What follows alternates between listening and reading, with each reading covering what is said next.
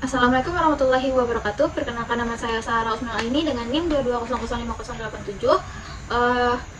Di sini saya akan membuat video presentasi mengenai perencanaan program diklat yang bertujuan untuk memenuhi ujian tengah semester. Pada mata kuliah perencanaan program diklat ini diampu oleh dua dosen. Yang pertama ada Bapak Nasir dan yang kedua ada Ibu Rida. Selanjutnya saya memperoleh data ini di Nagari Ayange, Kecamatan 10 Koto, Kabupaten Tanah Datar. Saya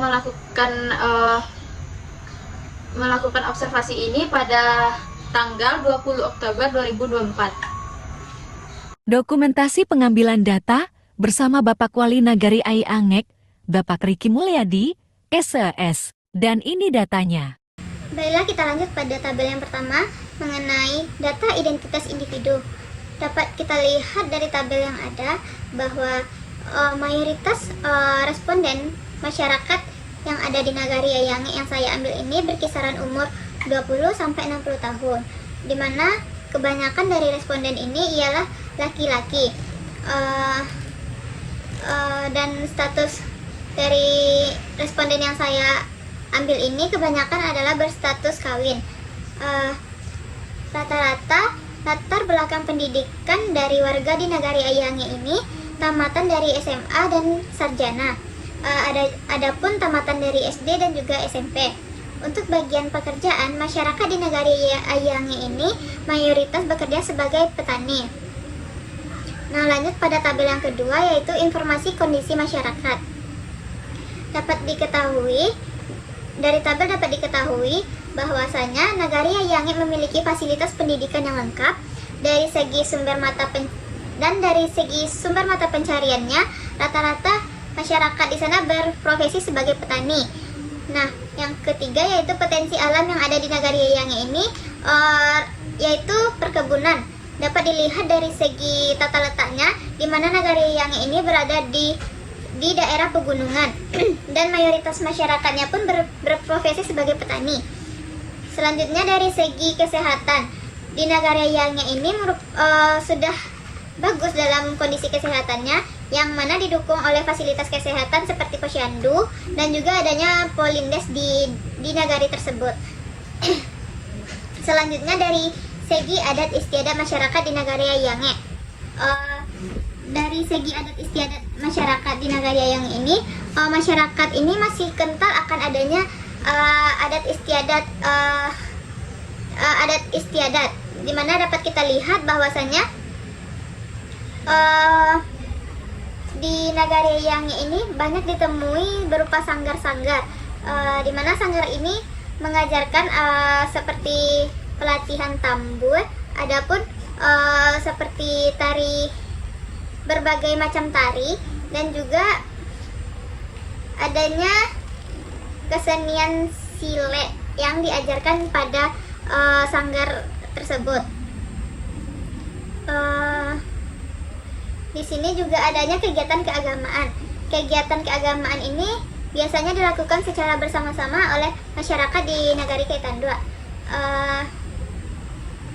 Selanjutnya yaitu fasilitas ibadah. Ada beberapa fasilitas ibadah yang ada di Nagari Ayange ini. Yang pertama, ada beberapa masjid dan juga ada beberapa musola yang didirikan di setiap jorongnya. Aktivitas masyarakat yang menonjol pada Nagari Ayange ini adalah aktivitasnya yaitu pertanian dan perkebunan. Selanjutnya pada tabel yang ketiga, yaitu mengenai informasi dasar masalah kelompok sasaran.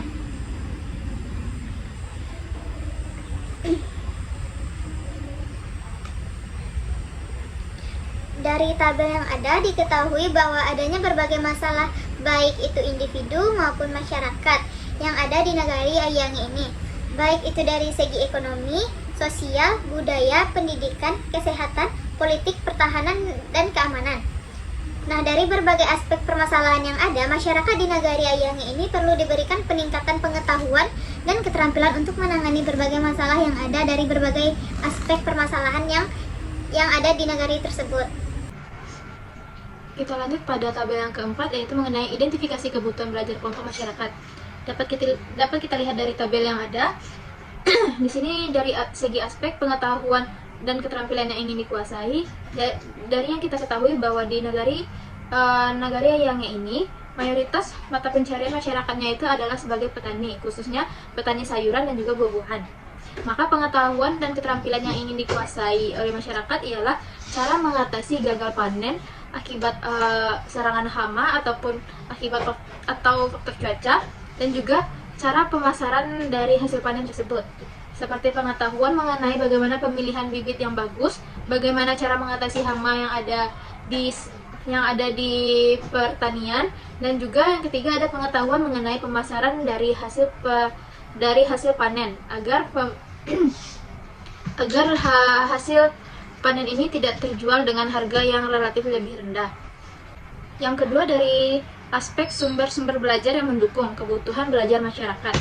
Sumber belajar yang mendukung dari kebutuhan masyarakat di Nagari Ayangge ini adalah dari pertukaran informasi antar sesama petani, dan juga ada dari pelatihan lokal seperti pelatihan yang ada di Nagari Ayangge ini, dan juga ada dari video, adapun dari video mengenai life hack untuk memberantas hama, dan juga dari website mengenai cara bercocok tanam yang baik.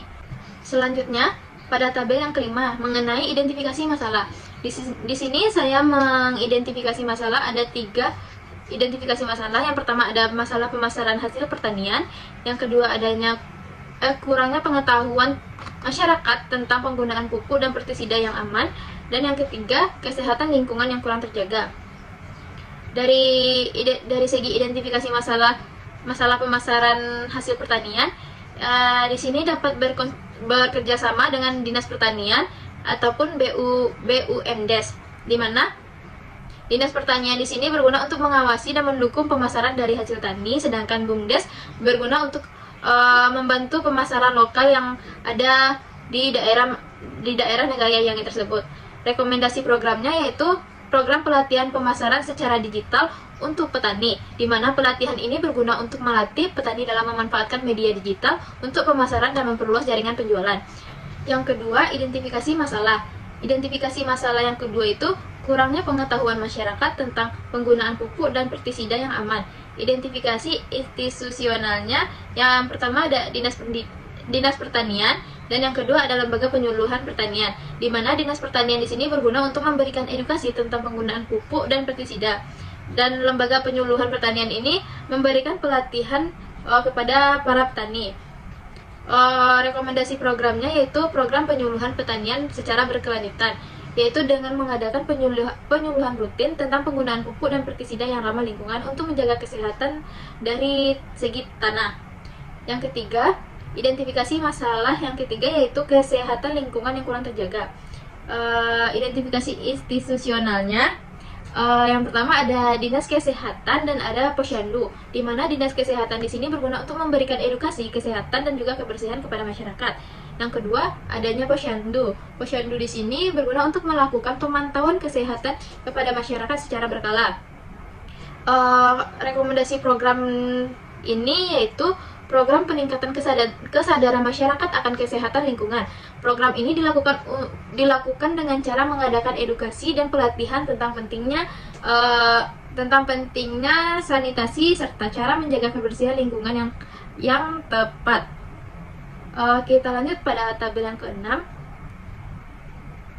Dari beberapa identifikasi masalah yang ada, di sini saya memfokuskan pada masalah ekonomi terkait pemasaran hasil panen pertanian. Alasan saya memilih masalah ini dikarenakan masyarakat di Nagari Ayangge mayoritasnya bekerja sebagai petani. Jika pemasaran hasil pertanian tidak berjalan dengan baik, maka adanya penurunan pendapatan yang signifikan yang dirasakan oleh masyarakat di Nagari Ayangge tersebut. Nah, hal ini dapat berdampak langsung pada kemampuan masyarakat untuk memenuhi kebutuhan dasar mereka, termasuk dari segi kesehatan dan juga dari segi pendidikan. Masalah ini sangat mendesak dan berkaitan langsung dengan mata pencarian utama dari masyarakat yang ada di Nagari Ayangge tersebut. Kita lanjut pada tabel yang ke-7, rencana proses kegiatan. Di sini identifikasi masalahnya yang pertama, pemasaran hasil pertanian yang tidak optimal. Hal ini menyebabkan pendapatan petani menjadi turun secara drastis. Identifikasi institusionalnya bekerja sama dengan lembaga dinas pertanian, koperasi petani, dan juga Kementerian Perdagangan. Rekomendasi programnya. Program yang direkomendasikan yaitu program pelatihan dan pendampingan, pemasaran digital serta penguatan koperasi petani. Desain programnya itu seperti pelatihan intensif kepada petani tentang cara memanfaatkan teknologi digital untuk memasarkan hasil pertanian, baik itu secara online dan maupun secara langsung, serta penguatan kelembagaan keoperasian untuk yang bertugas sebagai distribusi dari produk pertanian, dari produk hasil panen dari masyarakat tersebut.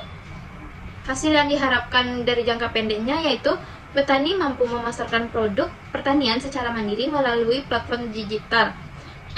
Dan hasil dari jangka panjangnya terbentuknya jaringan pemasaran yang secara luas sehingga pendapatan petani meningkat secara signifikan. Koperasi menjadi lembaga yang kokoh dalam pengelolaan pemasaran hasil pertanian. Target dari program ini yaitu seluruh petani di Nagari Ayangge, yang mana agar masyarakat itu mendapat akses pasar yang lebih luas dan koperasi petani mampu berfungsi sebagai mediator antara petani dan juga pembelinya. Sekian video presentasi dari saya. Apabila ada salah kata, saya mohon maaf. Assalamualaikum warahmatullahi wabarakatuh.